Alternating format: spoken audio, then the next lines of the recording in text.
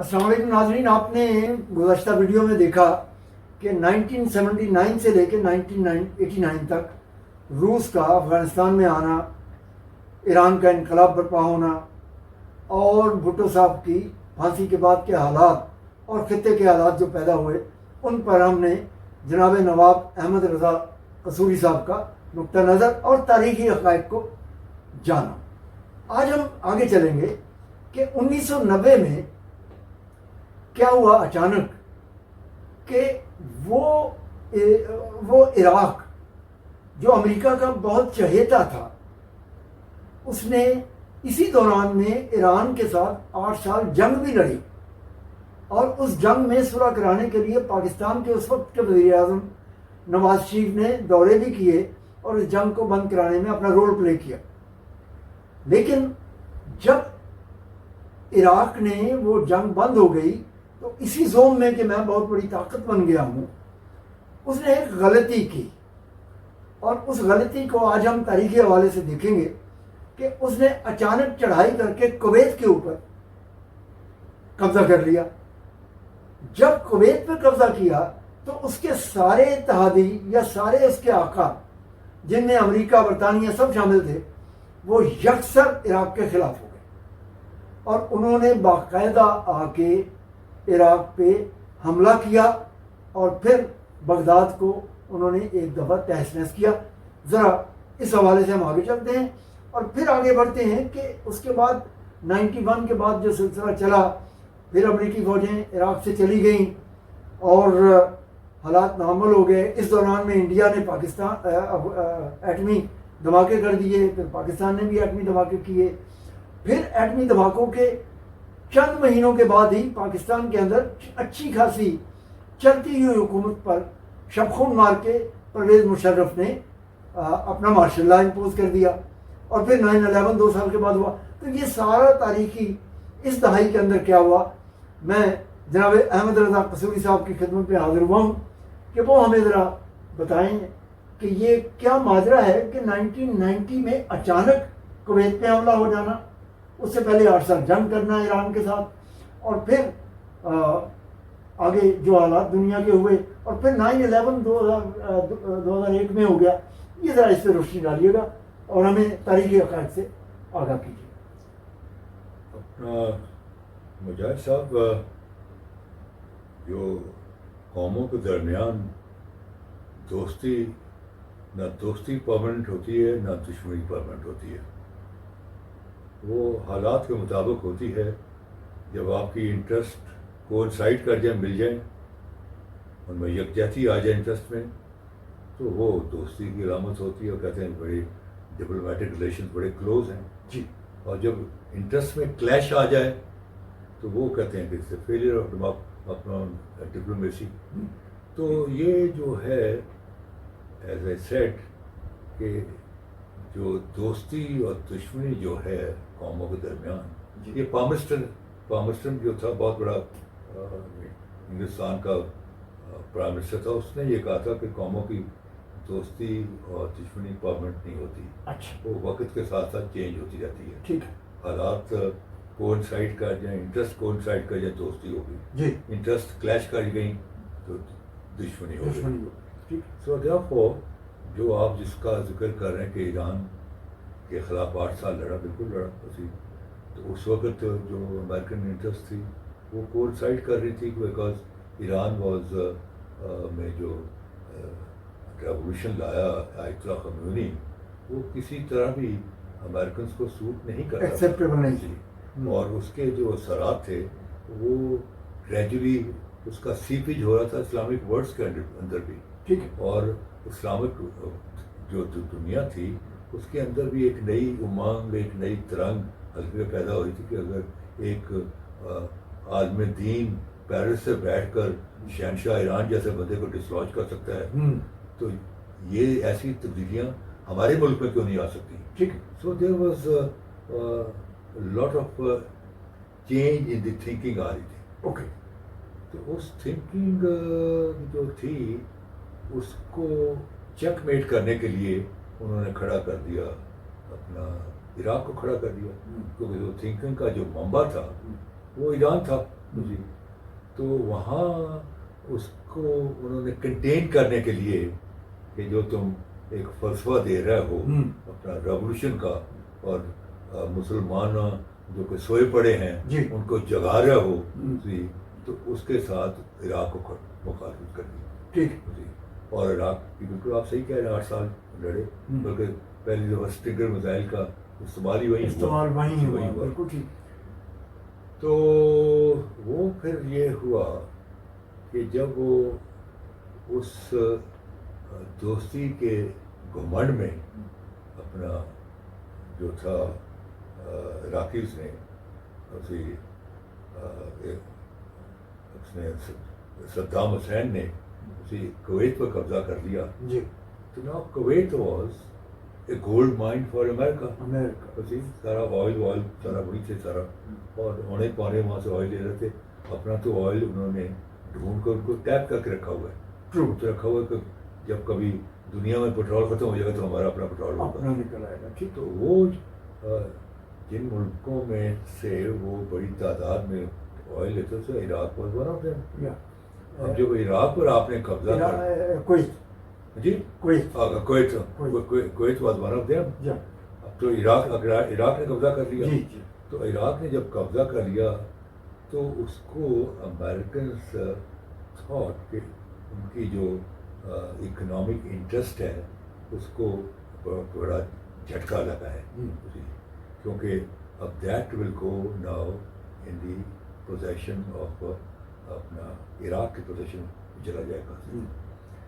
سو دیئرفور now وہی دوستی جو تھی جو جہاں کامنالٹی تھی کہ بھائی کنٹین کرنا ہے ایرانین ریولوشن کو, وہاں تو چلی. لیکن یہاں جب عراق نے ذرا پھولے نہ سماتے ہوئے اس نے آ کے کویت کے آئل فیلڈ وہاں پر قبضہ کر لیا, تو دیٹ جو تھی وہ حرکت جو تھی وہ امریکن کو کہیں سے پسند نہ آئی. سو دیئرفور وہاں ان کا کانفلکٹ ہو گیا. تو یہ ساری چیزیں ہوئی ہے 1990 کی بات ہے. جی. تو جہاں تک تعلق ہے اپنا نیوکلیر کا, اسی ایک مطلب کہ لوگوں کو پیپل پارٹی نے پھیلایا ہوا کہ نیوکلیر کا جو اپنا موجد ہے یا بانی ہے وہ ذوالفقار علی بھٹو ہے.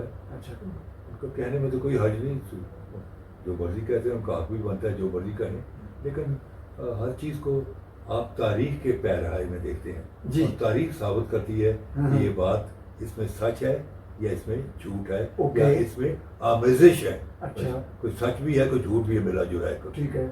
بات یہ ہے کہ یہ سارا سلسلہ شروع ہوا ایوب خان کے زمانے میں. ایک اسے doctor Usmani, he was a basically CSP officer, لیکن ان کا اپنے فزکس وغیرہ میں اس نے اپنا کیا تھا chairman, first chairman of atomic energy commission. یہ atomic energy commission was the brain child of Ayub Khan. اس زمانے بن گیا. اس کے تحت پرنسٹک بنا, اور یہ سارا جو سیٹ اپ جو تھے. سر میں یہاں بڑی قدر غلامی کے ساتھ, مجھے یاد ہے کہ 1970 میں انجینئرنگ کا اسٹوڈنٹ تھا, تو ہم اسٹڈی ٹور پہ آئے تھے. اس وقت نیلور میں کام ہو رہا تھا اور اسٹیبلش ہو چکا تھا. اور تو اس کا مطلب یہ ہوا کہ جو بھٹو صاحب کا 74 کے بعد نیوکلیر کا, اور بھٹو صاحب تو 72 میں آئے, تو اٹامک انرجی پہ کام تو اس سے پہلے 70 میں تو میں نے آنکھوں سے دیکھا چل رہا تھا. تو گویا آپ کی بات بالکل 100% میں نوٹس کرتا ہوں کہ یہ درست ہے. نیلور میں جو تھی دیٹ واز کالڈ پنسٹک. جی پنسٹک, یس. تو وہ اپنا وہاں سارا یہ ریسرچ ہو رہی تھی اپنا نیوکلیر کے اوپر. اور اس وقت اس کے جو انچارج تھے ڈاکٹر احمد حسین. ڈاکٹر احمد حسین تھے. He was normally should have been chairman of the energy commission, لیکن وہ کہا کرتے تھے میرے سے بڑی دوستی تھی. کہتے بھائی میں جمنا پار کا بندہ ہوں, میں پنجابی ہوتا یا سندھی ہوتا تو مجھے چیئرمین بناتے, میں کیونکہ جمنا پار ہوں اس لیے مجھے انہوں نے بنایا. تو he was boss of the پنسٹک. ٹھیک بالکل. اس کے بعد اس کو نیکسٹ اس کا ہاپ تھا to be chairman of atomic energy commission. But anyway اس کے بعد وہ کینیڈا چلے گا اور کینیڈا میں انہوں نے بڑا کام کیا نیوکلیئر کا.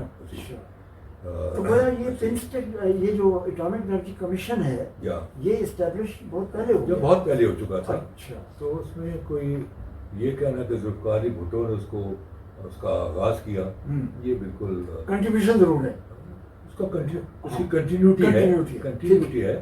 تو اب جب بال پھینک دیا گراؤنڈ میں اسی, تو پھر اس کو گیند کو آگے لے کے, رول تو ہے, رول تو ہر لیڈر کا ہونا بھی چاہیے. گول کی طرف گیند لے کے چلنا ہر پلیئر کا کام ہوتا ہے.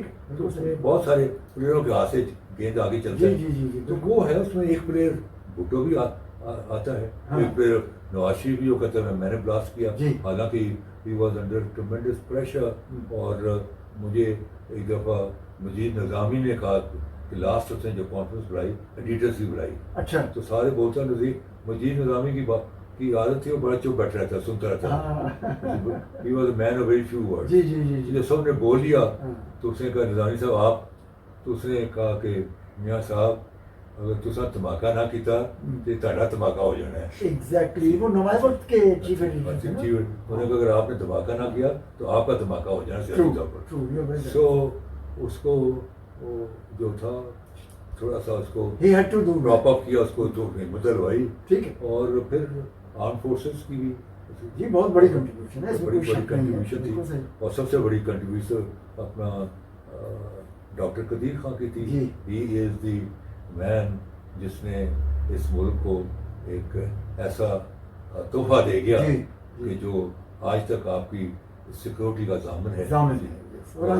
اور میں سمجھتا ہوں اس کے ساتھ اس قوم نے وہ سلوک نہیں کیا جو کہ اپنے ہیروز کے ساتھ آزاد قومیں کرتی ہیں, ان کی عظمت کو سلام پیش کرتی ہیں, وہ نہیں کیا.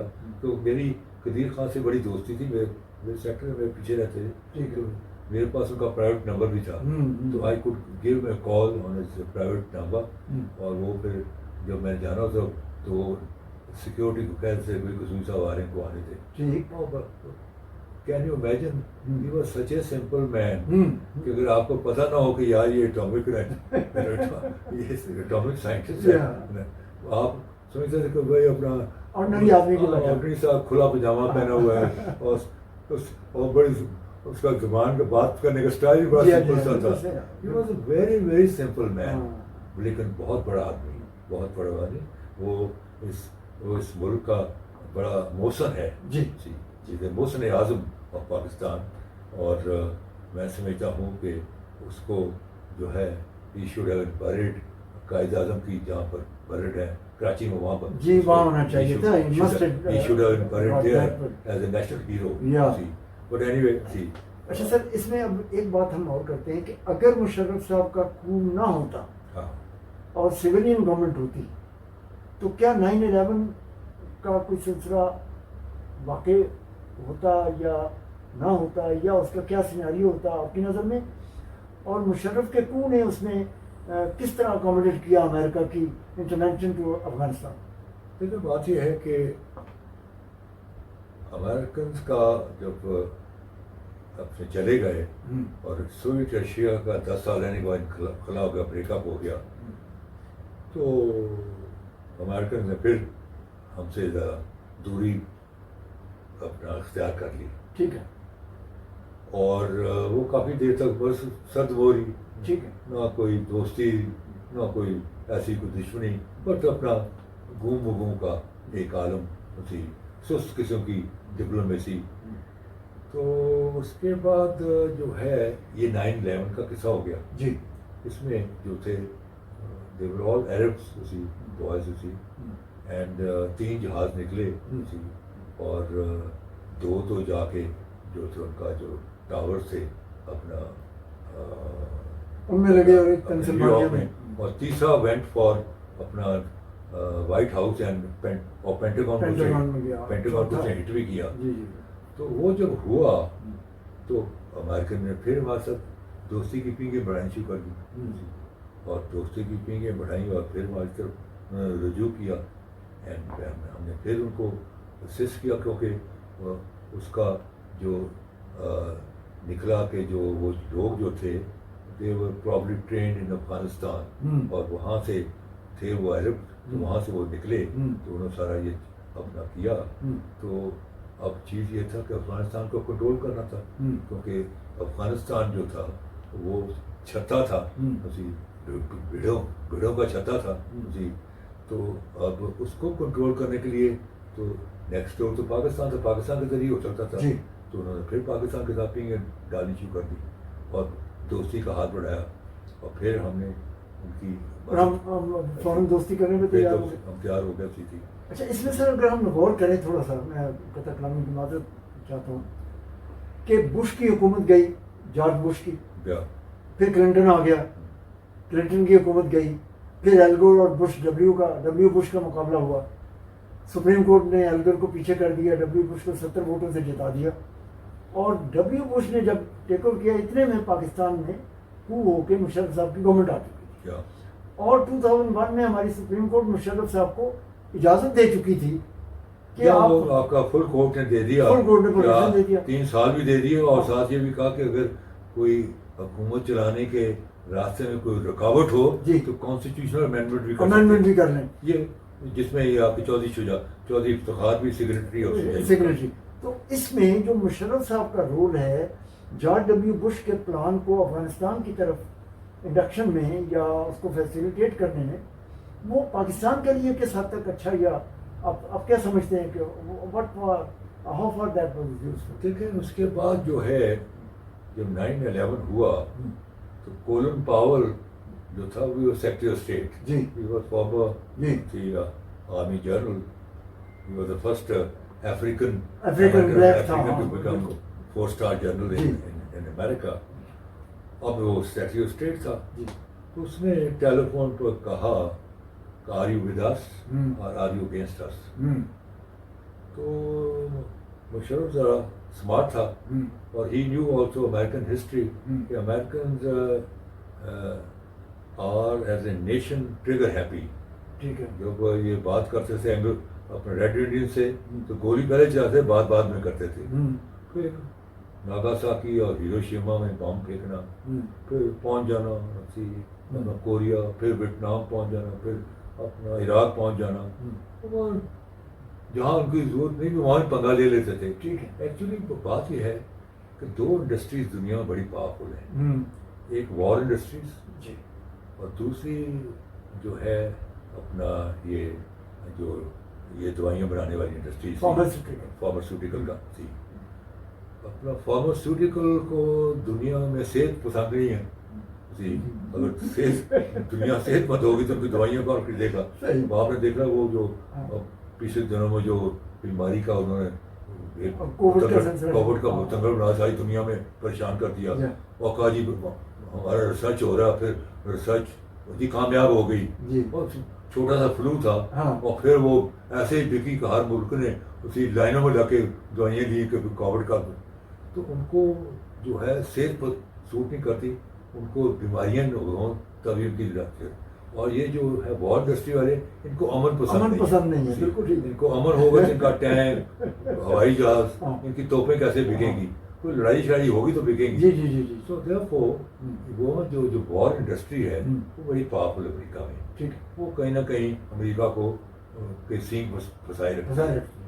تو اب چیز یہ کہ جب انہوں نے کہا کہ آر یو ود اس اور آر یو اگینسٹ اس, تو نوئنگ کہ America is a trigger happy nation, Afghanistan پہ تو بام پھینک رہا ہے تو وہاں تو سارے اب چٹانیں ہی رہ گئی ہیں. ہمارے تو کوئی فیکٹریاں بھی ہیں, کوئی ڈیم بھی ہیں, بلڈنگیں بھی ہیں, ہمارے پہ 2-4 پھینک دیے تو we will be gone into a stone age. So that means کہ مشرف کا security of Pakistan. I think no, he was sensible. اچھا, I would say he was sensible. ٹھیک. He knew کہ اس وقت سے جو ہے 9/11 کے بعد پوری جو قوم ہے اس کا ٹیمپرامنٹ بڑا وائلنٹ ہو چکا ہوا ہے. آپ کو یاد ہوگا کہ پورے جو کانگریس ہے, American senators and American house of representatives ہیں, وہ ان کی جو کیپٹل ہل کی سیڑھیوں پر ہاتھوں میں ہاتھ ڈال کے قومی ترانے گا رہے ہیں. اس وقت وہ اگر پاکستان پہ 2-4 بم پھینک دیتے تو امریکن پبلک اس کو کنڈیم نہ کرتی, جو کہ بعد میں اسی امریکن پبلک نے جب ایکسیس کر دی افغانستان میں انہوں نے کنڈیم کرنا شروع کر دیا. So American public is vacillating. They keep changing their stance. So Bhutto, Musharraf knew کہ یہ ٹریگر ہیپی نیشن ہے, اگر انہوں نے 2-4 ہمارے پر ہی پھینک دیے تو ہم تو پیچھے چلے جائیں گے. سو ہی سیٹ کے ریڈیوس. اب جب یہ کہہ دیا تو 2007 میں we were now becoming economically airborne. ہم gradually we are coming up the city. اب چیز یہ ہے کہ جس قوم کے دانے اپنے ہو جائیں اس میں ایک عجیب قسم کی اعتماد آ جاتا ہے. جی. اور وہ جو اعتماد خودی ہوتی ہے قوموں میں, اس کو جو کلیکٹیولی دیکھا جائے تو دیٹ بیکم اے ساورینٹی. وہ قوموں کی ساورینٹی ہوتی ہے. اب مشرف نے کو 2007 میں things were now different. We were economically airborne. We had stabilized Pakistan. اب اس نے فوڈ ڈریگنگ کرنی شروع کر دی. Now they would say do it more. ان کا نعرہ تھا do it more. کہ وہ اور مارو اسی تھی. جی. تو وہ بنا کے اس نے کہہ دیا کہ دیکھیں I can't unnecessarily kill people. I'm answerable also. And it's not possible. جب انہوں نے دیکھا کہ یار یہ ہماری بات نہیں مان رہا, کل تک تو کہتا ہمارے ساتھ ہی ہیں آپ کے, تو ہماری بلی اور ہمیں میاؤں. نو دے ڈیسائیڈیڈ کہ اس کو فارغ کر دو, ٹو چینج دی رجیم. جب یہ خبر پاکستان آئی کہ انہوں نے پلان کر لیا مشرف کو ہٹانے کے لیے, تو یہ شریف اینڈ زرداریز انہوں نے واشنگٹن میں ایک کو گھر لے لیا, اور وہاں انہوں نے وائٹ ہاؤس اور کیپٹل ہل کے ارد گرد طواف کرنا شروع کر دیا. اور وہاں جا کے انہوں نے سیل یہ کیا, وہ تو فوجی ہے, اس کی تو پارٹی شارٹی کوئی نہیں, وہ ڈر کے مارے زیادہ نہیں کرتا, ہمیں موقع دیجیے, ہم جتنے کہیں گے بندے مار دیں گے مابا پولیٹیکل پارٹی سے, گلی گلی میں ہماری پارٹی ہم کنٹرول بھی کر دیں گے. سو دے سولڈ دیم سیلف. اور یہ جو لائرز موومنٹ وغیرہ ہے یہ اس کا کنٹینیوشن ہے. میں تھوڑا سا پیچھے چلوں گا LFO 2004 کے اوپر, اور 2004 سے پھر ہم آگے بڑھیں گے, لائرز موومنٹ بیچ میں آئے گی. لیکن ناظرین یہاں جو بات ہمیں ہمارے سامنے ایک آئی ہے, حضور صاحب نے بڑے اچھے خوبصورت پیرائے میں بیان کیا کہ امریکہ نے دیکھا کہ رجیم چینج کریں. شاید آپ اس بات سے اتفاق کریں, اور ہسٹری تو کر رہی ہے کہ دوسری عالمی جنگ کے بعد برطانیہ جب کمزور ہوا تو اس نے یہ کہا کہ اب ہم ڈائریکٹ ٹکر لے کے جنگوں کے ذریعے تو رجیم چینج نہیں کر سکتے. Now we have to keep those people in our influence, کہ اب حکومتیں تمام دنیا میں چینج کریں گے, اور اکیلا برطانیہ کر نہیں سکتا تھا, لہذا انہوں نے ساتھ امریکہ کو بھی ملایا, اور امریکہ اور برطانیہ مل کے ہماری کیا پوری دنیا میں جہاں جہاں بھی انفلوئنس ان کا ہو سکتا تھا حکومتیں چینج کرتے رہے. تو قصوری صاحب نے آج ہمیں یہ بتایا کہ کس طرح 1990 سے لے کے 2005, 6, 7 اور 2004 تک یہ معاملات چلے, اور کیسے جنگیں نیبل بدل بنی فیوچر کے امن کی بھی اور منورنگ کی بھی. تو قصوری صاحب اب ہم اگلی ویڈیو میں آپ سے بات کریں گے کہ 2004 میں ایک LFO مرتب کیا گیا, لیگل فریم ورک آرڈر, جس کے تحت کانسٹیٹیوشنل امینڈمنٹ کی گئی. وہاں سے ہم چلیں گے اور پھر 2014, 15, 16, 17 تک آئیں گے. Then will learn more history from you. ہم بڑا شکر گزار ہیں کہ آپ ہمیں ہسٹری سکھا رہے ہیں. تھینک یو ویری مچ ناظرین. پلیز دیکھتے رہیے, شیئر کیجیے, لائک کیجیے, سبسکرائب کیجیے. السلام علیکم ناظرین, آپ کا بہت شکریہ, آپ نے بڑی پیشنس کے ساتھ ہماری ویڈیو دیکھی, اور ہم امید کرتے ہیں کہ یقیناً آپ آئندہ بھی ہر ویڈیو کو دیکھیں گے. یہ ہمارا صرف یوٹیوب چینل ہی نہیں ہے, بلکہ یہ ایک کاز ہے جو پاکستان کی سوسائٹی میں بہترین تبدیلیاں لانے کے لیے ہم کوشش کر رہے ہیں. تو اس کوشش میں آپ کی رہنمائی, آپ کی سرپرستی ہمیں ضرور چاہیے. آپ اس کو سبسکرائب کیجئے, دوسرے دوستوں کو بھی کہیے کہ وہ سبسکرائب کریں, اور شیئر کیجئے, لائک کیجئے, اپنے کمنٹس ضرور دیجئے تاکہ ہماری رہنمائی ہو سکے اور آپ کی سرپرستی جاری رہے. Thank you very much. اللہ حافظ.